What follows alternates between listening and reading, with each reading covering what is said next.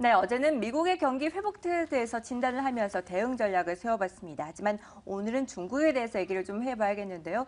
중국의 경기 둔화 우려가 여전한 상황에서 오히려 또 정부의 추가적인 경기 부양책에 대한 기대감도 강하게 형성되면서 시장에서 악재와 호재가 혼재되어 있는 상황입니다. 어떤 네. 부분들 파악해보면 좋을까요? 네, 맞습니다. 앞서서도 저희가 뉴스를 통해 말씀드렸지만 모비우스 같은 경우에 중국의 후강통에 대한 기대감을 밝히면서 중국 증시가 가장 유망하다라고 밝혔습니다. 하지만 전 미국 재무장관이었던 헨리 폴슨 같은 경우에는 중국 증시 그리고 중국 경제 자체가 위험할 수 있다라는 다소 우려스러운 입장을 밝히기도 했었는데요. 중국 성장 둔화에 대해서 저희가 어떻게 판단하면 좋을지 먼저 MTN의 김정은 연구위원 모시고 이야기 나눠보도록 하겠습니다.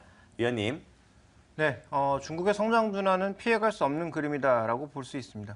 우리나라도 마찬가지였고 대부분의 국가가 다 마찬가지죠. 초반에 폭발적으로 경제가 성장하다가 그 경제가 어느 정도 규모에 이르게 되면 그다음부터 성장률은 줄어드는 게 너무도 당연한 것이다라고 봐야 될 것 같고요. 다만 그 안에서 여러 가지 변동성이 있을 수 있기 때문에 모비우스라든지 헨리 폴슨의 얘기를 다 새겨들을 필요는 있다라고 보고 있습니다. 그렇지만 우리는 투자하는 입장에서는 헨리 폴슨의 얘기보다는 모비우스 얘기가 좀 더 눈에 띄는 양상인데요. 왜 그러냐? 살펴보도록 하겠습니다. 먼저 준비된 그림을 보시면 지금 중국은 산업 구조의 변화를 겪고 있다고 봐야 되겠죠. 우리나라 80년대와 마찬가지로 지금 2차 산업의 전반적인 성장률은 아주 빠른 속도로 떨어지고 있고요. 3차 산업은 그래도 견조하게 유지가 되고 있는 상황입니다. 서비스업이 견조하게 버티고 있기 때문에 중국에 지금 폭락은 없다라고 보는 쪽이 상대적으로 좀 많은 상황이고요. 그다음에 또 하나 살펴보시면 중국 시장이 그나마 주목받을 수 있는 이유는 자산 재분배 과정에 있어서 여전히 주목해 볼 만한 자산이기 때문입니다. 준비된 그림에서 보시는 것처럼 소득으로 보면 가처분 소득에서 대부분 차지하는 것이 급여라든지 이런 것들이 이제 대부분 노동자들의 실제 이 소득이거든요.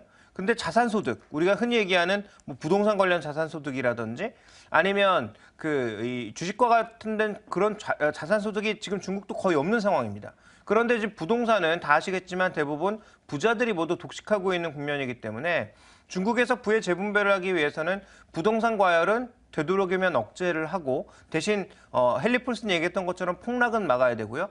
반대로 주식시장 같은 것들은 조금 키워서 지금 어차피 급여가 크게 늘지 않는 상황이라면 자산소득을 늘려줘야 되기 때문에 이 부분에 대한 부분들을 앞으로 중국 정부가 강조할 가능성 충분히 있지 않나라고 봐야 될 것 같습니다. 그래서 이미 1년 전부터 꾸준하게 말씀드렸습니다. 2000선 부근에선 중국 펀드는 확대해야 되고 더 사야 된다는 말씀을 많이 드렸는데 이러한 기조가 앞으로도 조금 변동성은 있겠지만 이어질 가능성이 이러한 이유로 높지 않을까라고 보고 있습니다. 중국의 경제 성장이 둔화되더라도 폭락하지는 않을 것이다라고 바라보고 계시는데요. 그렇다면 중국에 대한 투자 계속 진행을 해도 될까요? 위험적인 요소들은 없나요? 네, 장기적인 그림에서는 계속해도 된다라고 보고 있는데요. 단기 위험 요소는 아무래도 최근에 과열, 우리가 이제 흔히 얘기하듯이 미국의 유명한 투자자인 피터 린치가 이런 얘기했지 않습니까? 주변에 이제 가주 주식 투자와 거리가 멀었던 사람들이 주식 투자하는 것을 보면 그때 멈춰야 된다는 얘기를 한 것처럼 최근 중국 시장이 그런 분위기입니다. 준비된 그림을 보시면 미국 같은 경우에도 과거 3번 정도 GDP 대비해서 신용잔고가 3% 정도 쌓였을 때 항상 폭락이 오는 그런 상황을 맞았는데요.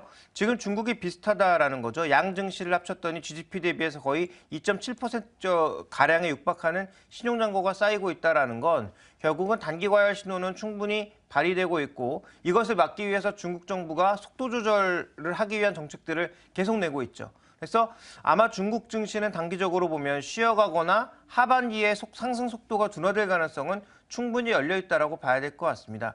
다만 중국이 성장을 멈추지 않을 것이고 산업별로 성장 수요가 꾸준하게 나타나는 산업이 있다는 측면에서 그 부분에 대해서는 우리가 계속 주목을 해야 되지 않나라고 보고 있습니다. 중국에 대해서 성장 둔화가 전망이 되고 있지만 그 안에서도 여전히 꾸준히 일단 성장을 하고 있다는 게 중요하겠죠. 그렇다면 중국에 투자할 때 어떠한 섹터들에 좀 더 집중을 하는 게 좋다고 보십니까? 네, 2016년부터 본격적으로 출발할 AI, IB에 대해서는 여전히 관심을 높이라라고 말씀드릴 수밖에 없습니다. 준비된 그림을 보시면 지역별, 국가별 인프라 수요가 나오는데요.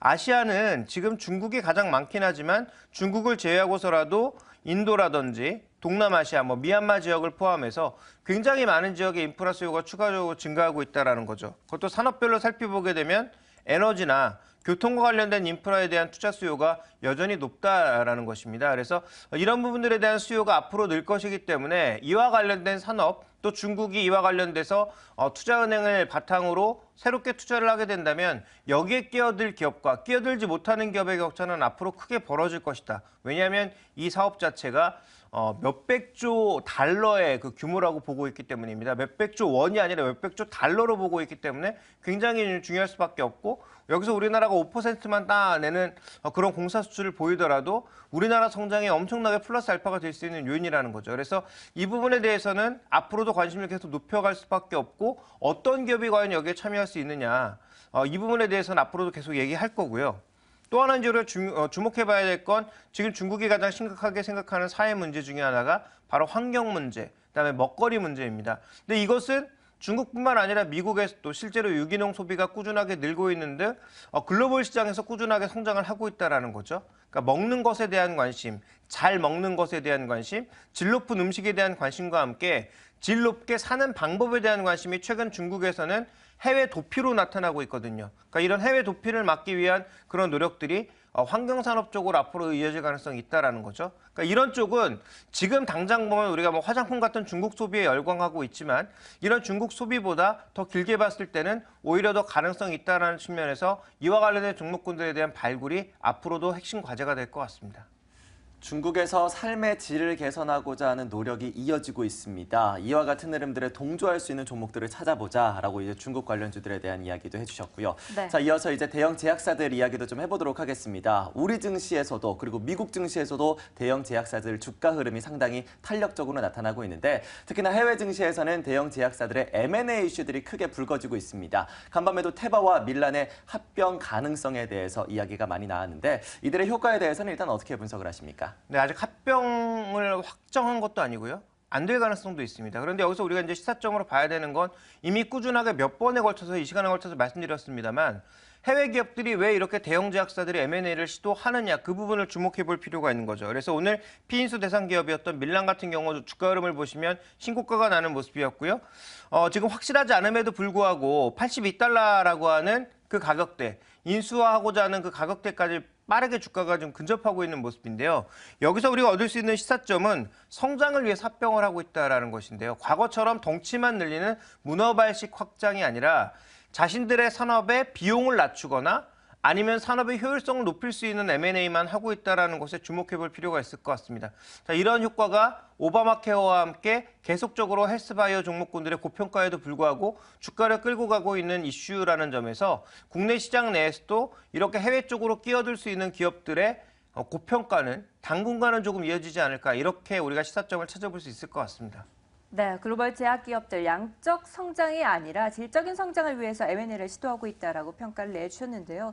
국내 기업들 가운데에서는 셀트리온이 그 대장주 역할을 톡톡히 해내고 있습니다. 여전히 기대감이 강하면서 모멘텀이 지속적으로 주가에 호재로 작용하고 있는데요. 어떻게 평가하시나요? 네, 뭐 셀트리온에 대해서는 뭐 다 아시는 부분이겠지만 다시 한번 정리해 보면 준비된 그림으로 보시면 지금 램시마 얘기만 많이 나오고 있고 또 얼마 전에 나왔던 뭐 독감 뭐 이런 얘기 나오고 있는데 그런 거보다는 뒤로도 이제 계속 뭐가 대기하고 있다라는 거죠.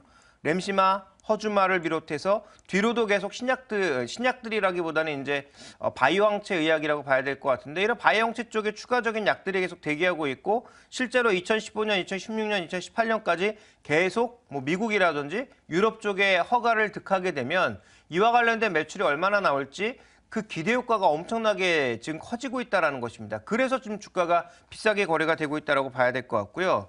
실제로 항체 바이오시밀러 개발하고 있는 동향을 글로벌사들로 보시면 지금 호스피라와 함께 그다음에 암젠이 갖고 있는 자회사 그리고 셀트리온 정도를 제외하면 여러 가지를 동시에 개발하고 있는 즉 파이프라인이 강한 회사가 그렇게 많지가 않습니다. 그러니까 셀트리온 같은 경우에는 지금 뭐 허주마를 포함해서 허스텝틴과 같은 여러 가지 역들을 모두 동시에 개발하고 있는 거죠. 그래서 이와 관련된 기대감 자체가 당연히 높을 수밖에 없는 거고요. 그다음에 또 하나 셀트리온에 주목해 볼 만한 포인트는 글로벌 유통망을 이미 다 갖췄다라는 것입니다. 그래서 글로벌 시장에서 오바마 케어처럼 실제로 단백질 의약들이 굉장히 비싸거든요. 이걸 이제 처방하게 되면 1년에 1,000만 원 들어가는 건 뭐 거의 뭐 예사일로 나타나고 있는데 실제로 이거보다 가격이 뭐 5분의 1, 4분의 1 정도 규모로 볼 수 있는 바이오시밀러가 본격적으로 확대되게 되면 의약비를 줄일 수 있는 중요한 변수가 된다는 거죠. 실제로 서구 유럽이나 미국에서 가장 부담이 되고 있는 소비 요인 중에 하나가 의약비인데요.